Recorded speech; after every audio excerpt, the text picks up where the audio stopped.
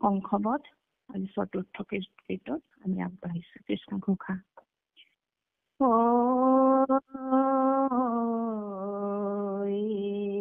প্ৰাণ হৰি গৈলা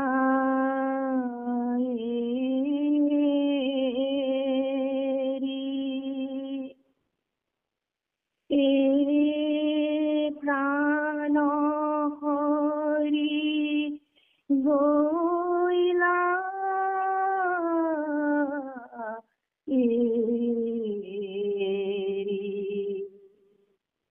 পদ হেন হৰি ভৈলো বঞ্চিত কিমতে ধৰিব চিত্ত সুপ্ৰভাতে মথুৰা পুৰীৰা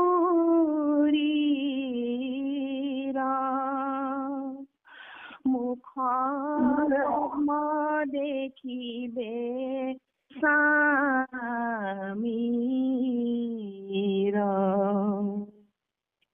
জীৱৰ জীৱন প্ৰাণপতি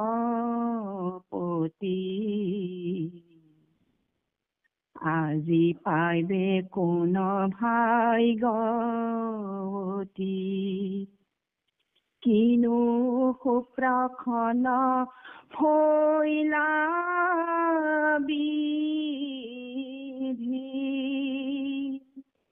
হাতে পাইলে গোকুলাৰ নিধি মুখ পদ্ম চন্দ্ৰনো হে হৰি আনন্দে দেখিবে নেত্ৰ ভৰি পাইব গয়া নাগৰী সুন্দৰী আউৰ দুনাই নাহিবন্ত হৰি সৌহৃদ্য ভাঙিল ক্ষণে কতে উপাসন্ত লক্ষ্মী কেন মতে কিনো নিদাৰুণ নাৰায়ণ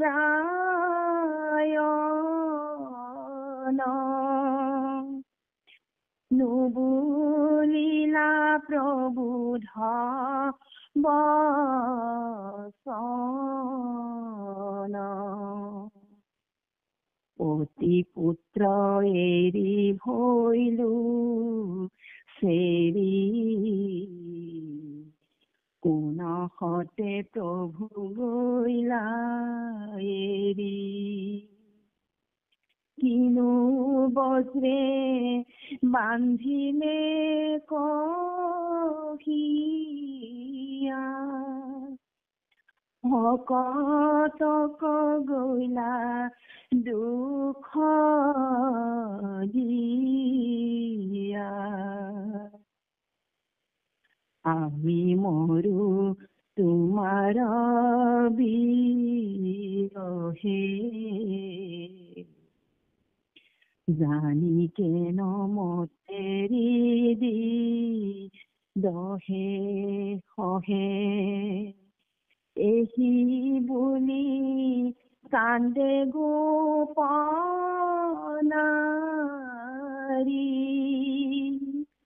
ৰাম কৃষ্ণ বুলি গেৰি পাৰি নেত্ৰৰ লোতক পৰৈ ধাৰে ঘনে ঘনে নিশ্বাস ফুকাৰে হৰি বিনে নভাষে বচনে নপাহৰে সচিতে সপোনে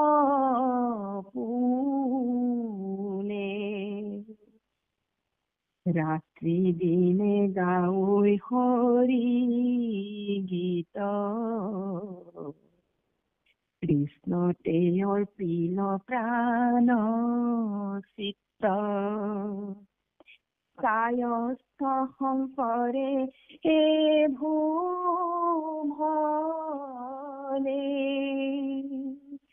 হৰি কথা শুনা আপুনি কথা পাতি থকা ব্যক্তিজনে আপোনাৰ কল হোল্ডত ৰাখিছে। হৰিৰ কীৰ্তন মুখে কৰা মাধৱৰ ৰূপ সিয়ে ধৰা অল্প পুণ্যে নপায়া জানি সদা নচাৰিবা ৰাম বাণী পাপীজনে হৰি নুহু মৰে পাতকে মুখত চেপি ধৰে আনে সুমৰন্তে শুনি মোৰ পাপে চিত্ত উচপিছ কৰ হৰি ধ্বনি শুনি কাণ ফাটে নিন্দা কৰি ফুৰৈ হাতে বাটে হেন জানি পাতক হৰি সদায় ঘুখিও হৰি হৰি হৰি ৰাম ৰাম ৰাম কৃষ্ণ দেৱতা কৃষ্ণ মাধৱ মাধৱ মাধৱ জয় গুৰু শংকৰ সৰব গুণাকৰ জাতি নাহি কৃপাম তোহাৰি চৰণ প্ৰেম শতকোটি বা কপৰ প্ৰণাম বা কপৰ প্ৰণাম আমাৰ জন্ম সেৱাই কৰি আজি আমাৰ কথাচাৰ্য নৱনীতাই অমৰ ব্যক্তি ডেকা বা আৰু আমাৰ পৰিচালক হাতীমূৰীয়া বাপকে মুখ্য কৰি সমস্ত ভক্তি প্ৰেমী ৰসগ্ৰাহী বাপাৰ চৰণলৈ আমাৰ ভক্তি নিবেদিত আমি এই কেইদিন প্ৰভু ভগৱন্তৰ যি গোপীসকলৰ বিৰত বেদনাৰ কথাখিনি আমি পঢ়ি আহিছো, অনুধাৱন কৰি আহিছো। গোপীসকলৰ আসনত নিজক অধিষ্ঠিত কৰি আমি হৃদয়ংগম কৰিবৰ কাৰণে চেষ্টা কৰি আহিছো। আৰু আমি এই কথাখিনি যেন আমি নিজে অনুমান কৰিছো, কাৰণ নিজে আমি গোপীৰা হৈ গৈছো। গতিকে আমাৰ হৃদয় পৰখি যোৱা কথা এইখিনি যে প্ৰাণ হৰি গৈলা এৰি, আমাৰ সকলোৰে প্ৰাণ। গতিকে সেই প্ৰাণে আমাক এৰি থৈ গলে কেনেকুৱা লাগিব মনত? তেতিয়া আমাক প্ৰাণী এৰি থৈ গলেতো কোনো জীয়াই নাথাকে। আৰু এওঁলোকেতো এয়া বিলাপ কৰি আছে, প্ৰাণ হৰি গৈলা এৰি। তাৰমানে তেওঁলোকৰ চকুৰ ওচৰৰ পৰা দেখি আছিলে, আঁতৰ হৈ গুচি গৈছে। আৰু আমাৰো মনৰ পৰা ভগৱন্ত যেতিয়া আমাৰ মনৰ পৰা আঁতৰ হৈ গুচি যায়, তেতিয়া আমি এই গোপীসকলৰ দৰেই খেদ কৰিব লাগে। হেন হৰি ভৈৰ বঞ্চিত, শ্ৰীমতে ধৰিব আবেশিত, সুপ্ৰভাত মথুৰা পুৰীৰ, মুখ পদ্ম দেখিবে স্বামীৰ। এইটো দেখিবে হ'ব লাগে দে, দেখিব বুলি মই বৰ শুনিলো। তুমি দেখিবে তাৰমানে মথুৰা পুৰীৰ সকলোৱে ভগৱন্তক স্বচক্ষে দেখা পাব। আমাৰ প্ৰাণৰ হৰি এৰি থৈ গৈছে আমাক, হেন হৰি ভৈৰ বঞ্চিত। তেনেকৈ আমি চিত্ত ধৰি ৰাখিম আৰু মথুৰাবাসীৰ আনন্দ বাঢ়িব, মুখ পদ্ম তেওঁলোকে দেখিব। গতিকে আমি গৈ বৰ্তমান আমি এই গোকুলৰ গোপীসকলৰ লগতে থাকিম আৰু তাৰ পিছত গৈ মথুৰাৰ যিসকল মথুৰাবাসীৰ অলপ ঠাইত আমি থিয় হ'মগৈ। প্ৰভু ভগৱন্তৰ এই লীলা দৰ্শন কৰি আনন্দ কৰিম আমি। জীৱেৰ জীৱন প্ৰাণপতি আজি পাইবে কোন ভাগ্যৱতী। মনতে খেদ আহিছে যে আমাৰ জীৱৰ জীৱন, সকলো জীৱৰে জীৱন তেওঁ। আজি কোন ভাগ্যৱতী, তেওঁলোক মহাভাগ্যৱতী, তেওঁলোকে এওঁক দেখা পাব। কিনো সুপ্ৰসন্ন বুলি হাতে পাইলে গোকুলৰ নিধি। আমাৰ গোকুলৰ নিধি, আনন্দৰ নিধি, প্ৰেমৰ নিধি, মুখ পদ্ম চন্দনোহে কৰি আনন্দে দেখিবে নেত্ৰ হৰি, পাইবে গয়া নাগৰী সুন্দৰী, আৰু দুনাই নাচি বন্ত হৰি। হয়, আমাৰ গোকুলৰ নিধিটো গৈ মথুৰা পাবগৈ। যাৰ পূৰ্ণিমাৰ চন্দ্ৰতকৈ উজ্জ্বল মুখ পদ্ম দেখিব, আনন্দ নেত্ৰ হৈ চাব তেওঁলোকে। আৰু আমাৰ গোসাঁয়ে গৈ নাগৰী তাৰমানে নগৰৰ সুন্দৰী সকলক লগ পাবগৈ। আৰু দুনাই আমাৰ ইয়ালৈ নাহিব। হয়, তেওঁলোকে ভবাটোৱেই হ'ল, দুনাই নাহিব। শহীদ ভাঙিৰ ক্ষণেকতে ইমান ভাল পাইছিলো, ইমান আনন্দ কৰি আছিলো তেওঁৰ লগত, যেন গোটেই জীৱন থাকি এনেকুৱা হেঁপাহ আছিলে। কিন্তু সেই সুহৃদতাটো খন্তেকতে ভাঙি দিলে। উপাসন্ত লক্ষ্মী কেনমতে, লক্ষ্মীয়ে যেনেকৈ গোসাঁই আঁতৰ হৈ গলে দুখ পায়, গতিকে আমি তেনেকৈ এতিয়া তেওঁ কাষত পাম, আমিতো নাপাওঁ, আমাৰ কাষৰ পৰা আঁতৰ হৈ যাব।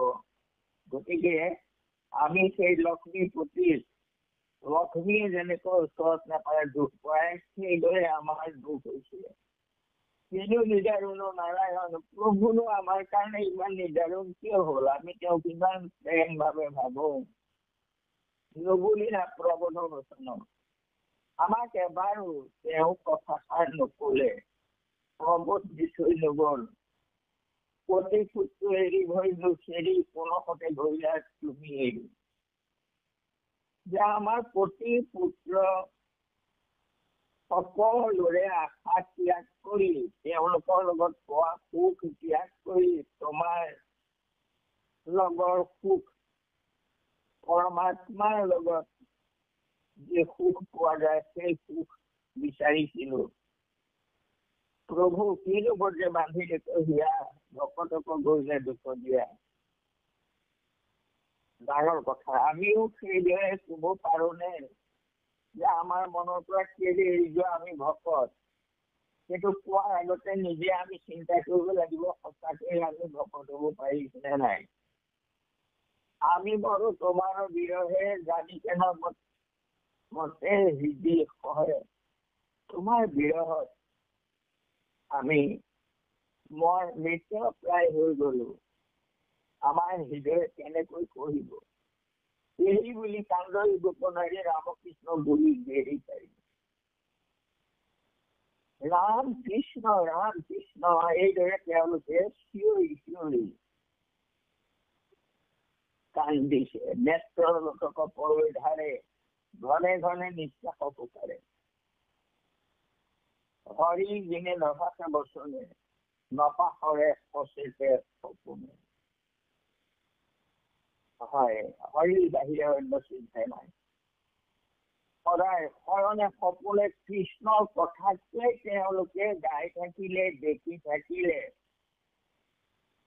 আৰু সেইকাৰণে ভগৱন্তই তেওঁলোকৰ মনোবাঞ্ছা পুনৰ পূৰণ কৰি দিলেহি আহি। কৃষ্ণ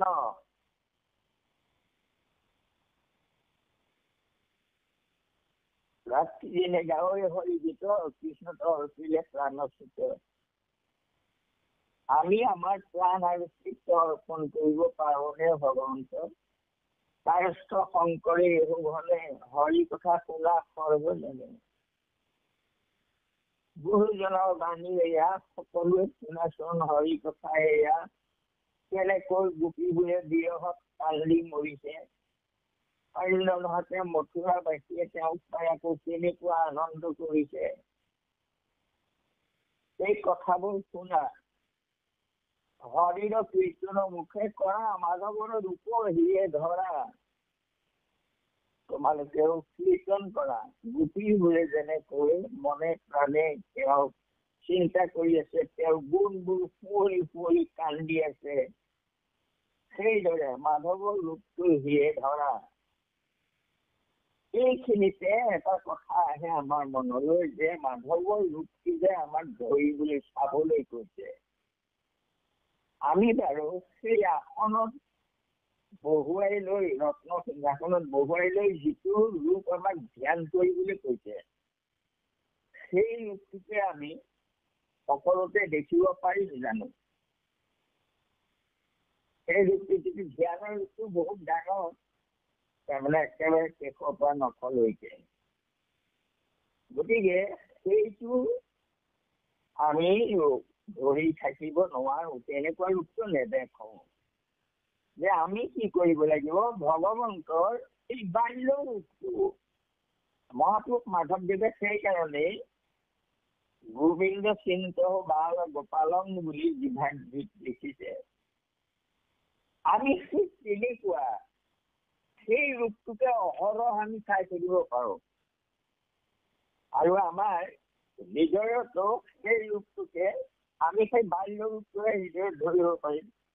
এই জ্ঞানৰ যিটো ৰূপ, সেইটো একেবাৰে নখৰ পৰা হেৰিলৈকে সেইটো ৰূপ আমি ধৰিব নোৱাৰো। গতিকে সেইকাৰণে মই কওঁ, কোনেও চিন্তা নকৰিব। আমি জীৱ জন্তু এইবোৰৰ হৃদয়তো তেনেকুৱা ৰূপটো, বাল্য ৰূপটো, তাৰমানে আমি চকু মুদিয়ে চাই থাকিব পাৰো। আৰু এইটো মই কালি কৈছিলো যে এটা কথা আপোনালোকক কৈছিলো যে নিজৰ চকুৰ ব্যায়ামো হয়, মনৰো হয়, কৃষ্টৰো হয়। কাৰণ গছ গছনি গোটেইবোৰ আমি চাই দিব লাগে, সেউজীয়া, তাতেই কৃষ্ণৰ ৰূপটো যেন প্ৰতিজোপা গছতে আমি কৃষ্ণৰ সেই ৰূপটোকে দেখা পাইছো। তেনেকৈ যেতিয়া আমি সেই ৰূপটো অহৰহ আমি আহি থাকিব লাগে আমাৰ মনলৈ। কৃষ্ণ মাধৱৰ ৰূপ হিয়ে ধৰা, হৰিৰ কীৰ্তন মুখে কৰা, অল্প পুণ্য নাপায় আকৌ জানি, অল্প পুণ্য হয় আমি মহা পুণ্যৱান। নৰতনু পালো, ভাৰতবৰ্ষ পালো, ঈশ্বৰৰ লীলা পালো। গতিকে সদা নাচাৰিবা ৰামৰ বাণী, কেতিয়াও ৰামৰ বাণী এৰি নিদিবা, মুখত অহৰহ বাণী লৈ থাকা, যতে নাম ততে ৰাম।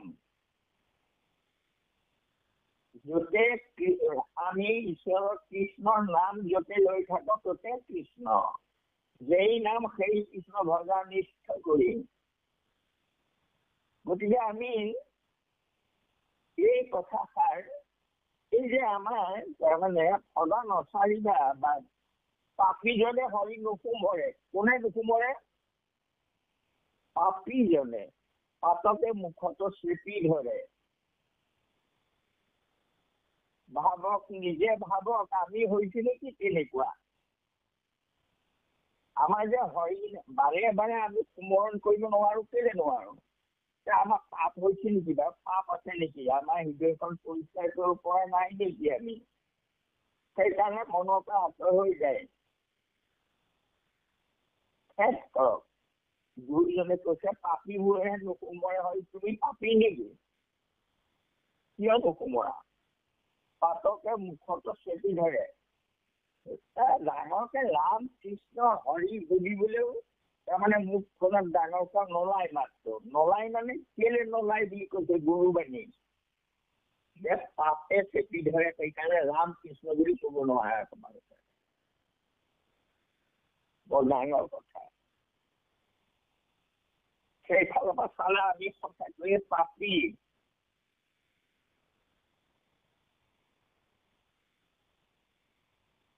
কৃষ্ণ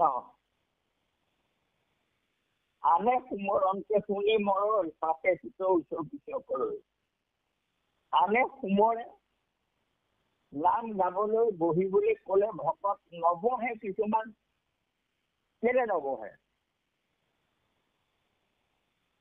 তেওঁলোকে ঈশ্বৰৰ নাম লবলৈও এলাহ কিয় কৰে? অন্য অজুহাত দেখুৱাই মই চাই থাকো। কিছুমান মানুহ ঘূৰি ফুৰেগে, ভকত, তেওঁ খুব ভকত দেখুৱাই, লেকচাৰ দিয়ে, কিন্তু ঈশ্বৰৰ নাম প্ৰসংগ কৰিব সময়ত তেওঁলোক আঁতৰে আঁতৰে ঘূৰি ফুৰে। কৃষ্ণ এইবোৰ তেনেকুৱা যাতে নহয়। আমি শৰীৰে নুকুলালে সেইটো সুকীয়া কথা আৰু, কিন্তু আমি কাষতে বহি নাম গাব নোৱাৰিলেও তাৰমানে শুনি থাকিবতো পাৰো। কিন্তু সেই পাপীজনে সোঁৱৰণো নকৰে। গাই থাকিব নোৱাৰে, কথা নাই, কিন্তু মনতো নুসুমৰে। নপাহৰি তাহা কদাচিত, শুনাই কথা এইটো বিপৰীত, হৰি পাহৰিলে সিজে পাপ নিৰন্তৰ। সততে সোঁৱৰণ কৰি থাকা। কৃষ্ণ আনে সুমৰণতে শুনি মৰৈ, পাপে চিত উচ্চ কৰৈ। তেনেকুৱা মানুহ বহুত আছে যে নাম শুনিলে তেওঁলোকে তাৰমানে পঢ়িব নোৱাৰে। হৰি ধৰি শুনি কাণত হাতে, নিন্দা কৰি ফুৰৈ হাতে বাটে। হেন জানি পাপক সংহৰি, সদায়ে ঘুচিও হৰি হৰি। মই এটা তাৰমানে মোৰ নিজৰ কথা কৈছো। 1977 চনত মাজুলীত গড়মূৰত 28টা মানে ভাগৱত হেৰি কৰি পাতি পাঠ আৰু ব্যাখ্যা কৰিবলৈ মই গলো। মাতিলে মোক। গোটেই ৰাতি তাৰমানে ভাগৱত হেৰি পাঠ হ'ল, ব্যাখ্যা হ'ল, কিন্তু এজনো সংঘ মানুহ নাই। গোটেইখিনি অনাসংঘৰ লোকেই। আৰু যেতিয়া এই কথাটো তাৰমানে ওলাই গ'ল যে এনেকে নাম তেতিয়াহীয়া মানুহ আহিছে এজন, আৰু তাৰমানে ভাগৱত হেৰি কৰিব, পঢ়িব ইয়াত। ইতিমধ্যে এটা গুজব ওলালে যে এনেকে নাম কীৰ্তন মানুহ আহিছে ইয়াত, সত্ৰৰ ভিতৰত তাৰমানে এনেকৈ পাঠ কৰিব, হেৰি ভাগৱত পঢ়িব। তাৰপৰা দেখা যাওক তাৰমানে কোনে পঢ়েহি, আমি পিঠি ফালি দিম, এই বুলি তাৰমানে হুংকাৰো দিলে। তাৰপিছত আকৌ যিকেইজনে তাৰমানে আয়োজন কৰিছিলে তেওঁলোকো নাচনি যে আমি পঢ়িমেই কোনে কি কৰে চাম। তাৰপিছত মই ক'লো ঠিক আছে বাৰু আমি পঢ়িম, ভাগৱত পঢ়িমো আৰু নামো গাম, নেগেৰা চেগেৰা তাৰমানে গোটাই থৈছে। আৰু পিঠিটো বোলো ময়ে ফাটিব দুৱাৰৰ ফালে পিঠি দি পেলাই ময়ে নামো দিম, তাৰমানে হেৰিও কৰিম। এনেকৈ আমি গোটেই ৰাতি নাম গাই আছো। পিছে সেই পিঠি ফালি বুলি যিসকল আহিছিলে তেওঁলোকে তাৰমানে সাহস নকৰিলে ওচৰলৈ আহিবলৈ। কিন্তু পুৱাই গ'ল, তেতিয়ালৈকে তেওঁলোক তাৰমানে সেই আশে পাশে থাকি তাৰ ৰাতিপুৱাই আহোঁতে তাৰমানে তেওঁলোক সত্ৰলৈ গৈছে। যাওঁতে সত্ৰাধিকাৰজনে আকৌ বিষ্ণুচন্দ্ৰ আছিলে তেতিয়া, তেওঁ পুৱা তাৰমানে প্ৰাতঃ ভ্ৰমণ কৰে সেই ফিল্ডতে আৰু নামঘৰৰ ওচৰতে ৰাস্তাৰ কাষতে। তাৰ পৰা তেওঁলোক থোপাই জোপাই গৈছে, গৈ পেলাই গোসাঁইক ক'লেগে প্ৰভু সৰ্বনাশ হ'ল। তাৰপৰা আমাৰ লগৰ দুজনমান তাৰমানে ইতিমধ্যে গৈছে ইয়াত পাছ টেষ্ট কৰি। তাৰ গৈ তেওঁলোকে তেনেকৈ চিঞৰিছে, আমাৰ কিজনে লক্ষ্য কৰি আছে। তেওঁলোকে কৈছে সৰ্বনাশ হ'ল। গোসাঁই কৈছে কি সৰ্বনাশ হ'ল? প্ৰভু সৰ্বনাশ হ'ল। কি সৰ্বনাশ হ'ল নকওঁ কেলে? বোলে নাম কীৰ্তনীয়া মানুহ এসোপা আহি গোটেই ৰাতি আমুকৰ ঘৰত তাৰমানে নাম গাই আছে। এনেকে ক'লে, আমুকৰ ঘৰত নাম গাই আছে, নমল দত্তৰ ঘৰত। তাৰপৰা গোসাঁয়ে সুধিলে কি হৈছে, কি গাইছে? বোলে সেই নাম গাই আছে। আকৌ অলপ ডাঙৰ গাইছিলে, কি গাইছে? বোলে নাম গাই আছে। শুনিব নোৱাৰি, কাণত বিন্ধিলে। এনেকে খোলে আৰু সিহঁতে একদম তলবোৰ কৰি তাৰপৰা বোলে আঁতৰ হৈ গুচি গ'লগৈ। মই বোলো ঠিকেই কৈছে গোসাঁয়ে। তেওঁ শব্দটো কি কৰিলে যে সৰ্বনাশ কৰিলে। নাম গালে সৰ্বনাশ হয়নে? গোসাঁয়ে সেই কথাটো বুজাইছে। তহঁতে নাম গাইছে বুলি কৈছে, গোটেই ৰাতি নাম গাই আছে, এইটো শুনি ভালহে পাব লাগিছিলে। গতিকে তেওঁ বোলো ঠিকেই ক'লে, সেই সিহঁতক যে পাতি হয় সিনামে কাণত বিন্ধে, সেইটোৰ উদাহৰণ। বাৰু যি কি নহওক, গতিকে এতিয়া আমি এই গোপীসকলৰ যি বিৰহ বেদনা, সেই বেদনাটো আমাৰ হ'ব লাগে।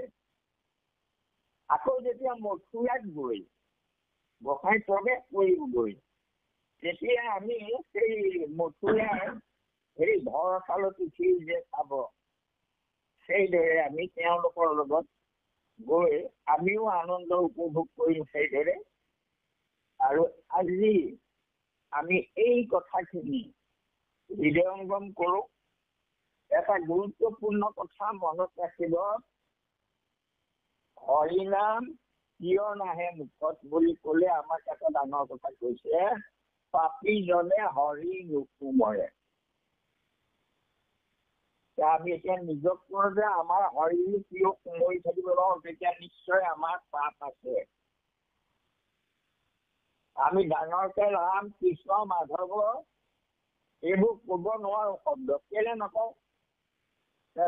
যদি আমাৰ পাপ আছে বুলি নিজকে আৰু সেই পাপীজনৰ ঠাইত ৰাখি ভগৱন্তক প্ৰাৰ্থনা কৰক, প্ৰভু তুমি প্ৰাণ হৰি, তুমি আমাক এৰি গৈছা নেকি? এৰি গৈছে। তেনেকৈ গৈছে আমাৰ মনৰ পৰা আঁতৰ হৈ গৈছে। গতিকে এইদৰে আমি গোপীসকলৰ দৰে কান্দিব লাগে। আমাৰ মনৰ পৰা কেলে আঁতৰ হৈ গৈছে, সোঁৱৰণৰ পৰা কেলে আঁতৰ হৈ গৈছে, কিয় আমি অহৰহ কীৰ্তন কৰি থাকিব নোৱাৰো, চিঞৰি যাব নোৱাৰো, কথা নাই। কিন্তু আমি সুঁৱৰি থাকিব নোৱাৰা কেনেকৈ হৈছো?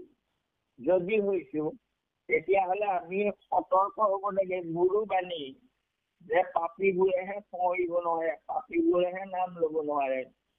গতিকে আমি এই কথাটো বুজি পেলাই আমি নিজে ত্যাগ কৰি আৰু চেষ্টা কৰিব লাগে অহৰহ যাতে আমাৰ নামটো গাই থাকিব নোৱাৰিলেও মনলৈ আহি থাকিব পাৰে, কোনো কথা নাই, আমি 24 ঘণ্টা মনতে ৰাখি থব পাৰো। শিশু কৃষ্ণৰ ৰূপটিও আমি চাই থাকিব পাৰো, চকুৰ দুটা মুদিও চাই থাকিব পাৰো, আমাৰ হৃদয়ত তেওঁক বহুৱাই লৈ চাই থাকিব পাৰো শিশু ৰূপটো। গতিকে সেইটো আমি সেইটো কৰিলেই হ'ল, কৃষ্ণৰ ৰূপ আমি দেখিব লাগে। আৰু গোবিন্দ চিন্ত বাল গোপালম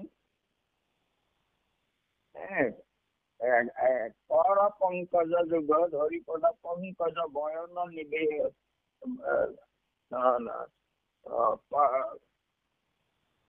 বয়ন পংকজ নিবেশন মুনিবৰ কৈশন চুৰি অমিয়া মধু পদ পংকজ ৰস পাদম।